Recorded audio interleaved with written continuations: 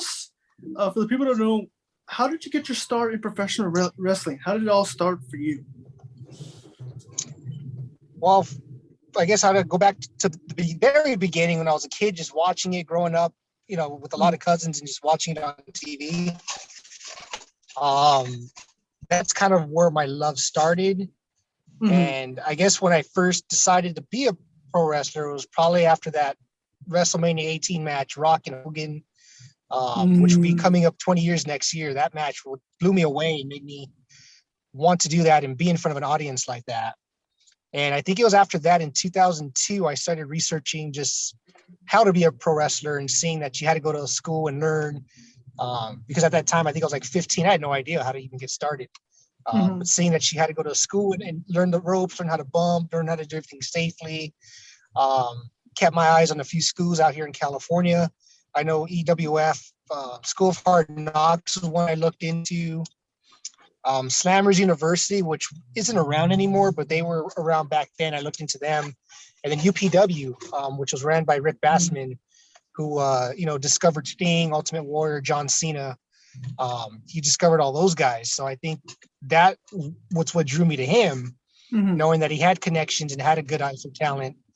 And I remember the first time I went to go visit the school, the Miz was there training. And so it was cool to meet him. And then I knew that was a spot I wanted to go train at. So I started training there. I got my first job right out of high school and saved a bunch of money to go pay the tuition fee, I guess you would call it, to start training, and started my career there in the school in El Segundo. Awesome. And then when you were young and a fan, did you collect by any chance? Did you collect like the action figures? Did you play the video games? Did you do any of that stuff? Yeah, I had all that, all the action figures, the magazines. I was even in a WWF magazine in 1995. Ooh. They had like a fan question you could email, like answer all these questions and send in a picture with your answers, and they would spotlight. I think it was like fan spotlight or something like that. And I think I was 10 years old when I sent it in, and I didn't think I was ever going to be on it because I'm sure hundreds of people were sending it. And then all of a sudden, bunch of my friends were hitting me up. They're like, "Have you seen the latest magazine?" I was like, "No." Like, your picture's in it, and I still have the magazine somewhere. Oh, that's awesome! I still have it. How was it too? Like for the first time, like look at the magazines and yourself. It was crazy. It was surreal. So, and also like you said, you collected. Did you have like any like action figure that was like you go to, like your favorite action figure? No, I liked them all. I liked all the Hasbro action figures, Hogan, Warrior, obviously all the top guys I had back in the day. So, yeah.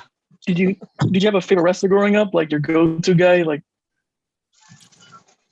yeah, my favorite growing up when I was a kid was definitely Bret Hart. And and I have black and pink tights that I wear. Yeah. And a lot of my tights are pink. Just to kind of, have that homage to Bret, because he was the one that really, everyone talks about being a Hogan fan, a Warrior fan, Macho Man fan. I was a Hart Foundation fan when he was a tag team with his, with Jim Neidhart. Yeah. Mm-hmm. And then once he broke out into Stingos, was into, still a big Bret Hart fan. The Iron Man match and all those matches, I remember just watching and just being in awe of him. So, then it became The Rock. My teenage years in high school, The Rock was someone that I really wanted to be just like, especially on the microphone. That guy could talk. So it was, he was a big inspiration as well. Well, cool. And then